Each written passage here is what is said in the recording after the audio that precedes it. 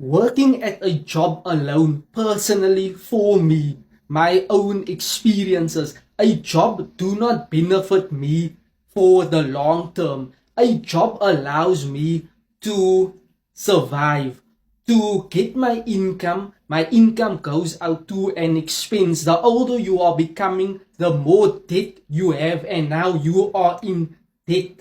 That is the reason why many people become blacklisted, especially in South Africa. A job for me personally does not benefit me. That is why I am building multiple businesses online, multiple streams of income online. If I had to know what I know now today, what I know today, when I was 18 years old, I would not gone to study. I would not go work. I would have read books on entrepreneurs, business owners that are building 10, 15 businesses online that are earning 15, 16, 10, 9, 20 streams of income. I would have learned from them. I wouldn't go into the employee minded reality of the world of work, whereby you are an employee, you have to study, you have to go to a job, earn one stream of income a month. I wouldn't